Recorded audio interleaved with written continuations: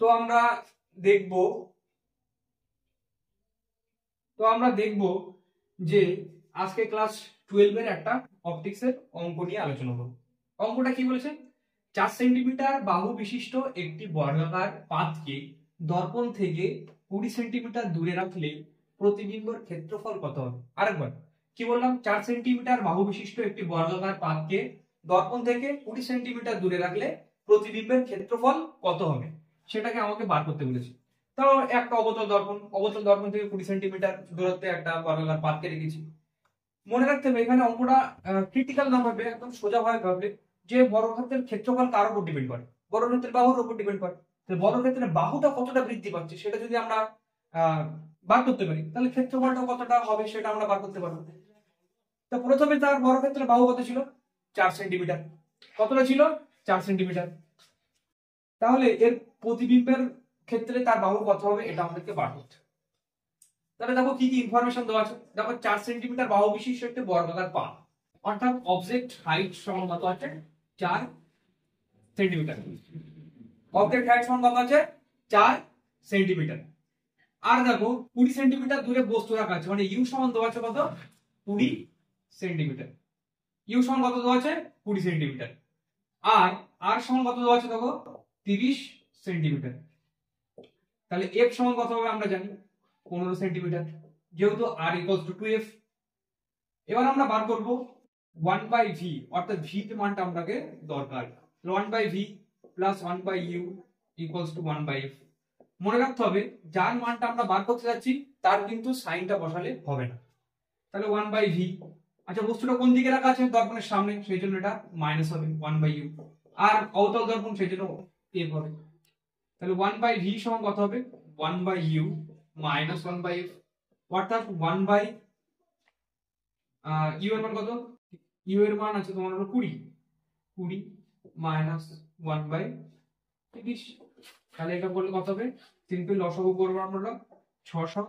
এখান থেকে করলে হবে আমাদের হলো 20 কেটে গেল, সরি এটা তো 15 হবে, 15 হবে, বলে গেছিলাম এখানে 15 হবে। তাহলে এখানে হবে 300 যদি হয় তাহলে এখানে হবে কত? 15 × 30, 15 মাইনাস এখানে কত? 20। তাহলে হবে এখানে আমাদের মাইনাস 5/300। তাহলে এখান থেকে আমরা যদি কাটি 60। তাহলে দেখো 1/v সমান কত আসছে আমাদের? 1। আচ্ছা আমরা এটাকে মুছে দিই, একটু এটাকে মুছে দিই। তাহলে দেখো 1/v সমান আসছে আমাদের 1/v ইকুয়ালস টু আছে মাইনাস 1/60। তাহলে v সমান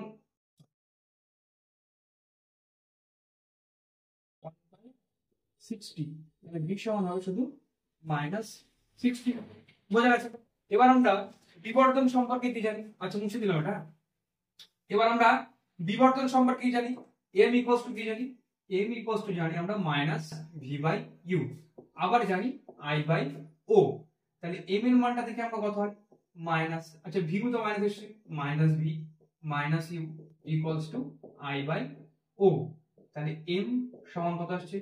আচ্ছা -v - u মানে কত আসছে আমাদের? v এর মান কত আসছে? -60। আর u এর মান কত আসছে? u এর মান হচ্ছে কত? 20। -1 থেকে কেটে গেল, তাহলে এখানে কত হচ্ছে? 3। তাহলে m সমান কত হচ্ছে? -3। আচ্ছা m সমান আমরা আবার কি জানি? m সমান আমরা জানি আবার i/o। তাহলে i সমান কত হচ্ছে? m * o। আচ্ছা m এর কিন্তু আমরা এখানে সাইনটা নেব না, m এর শুধুমাত্র আমরা মানটাকে নেব। তাহলে 3 ইনটু অবজেক্ট হাইট কত ছিল? 4 সেন্টিমিটার, 4 নিলাম, তাহলে হয়ে গেল কত? 12 সেন্টিমিটার। তাহলে এখন কি ইমেজের হাইট কত হলো? এখন 12 সেন্টিমিটার। তাহলে এখন বর্গক্ষেত্রের প্রত্যেকটা বাহু দৈর্ঘ্য কত? 12 সেন্টিমিটার। তাহলে প্রতিবিম্বের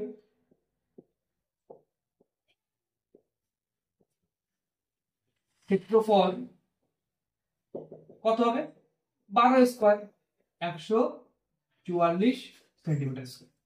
দেখো বন্ধুরা অঙ্কটা খুবই সোজা ছিল, আশা করি সবাই বুঝতে পেরেছো। যদি তোমরা সবাই বুঝতে পেরে থাকো তো আমাদের ফেসবুক পেজ ফিজিক্স ওয়ার্ল্ড নামক পেজটিকে ফলো করে দেবে। তো আজকে আর না, আবার পরের দিন দেখা হবে একটা নতুন টপিক নিয়ে।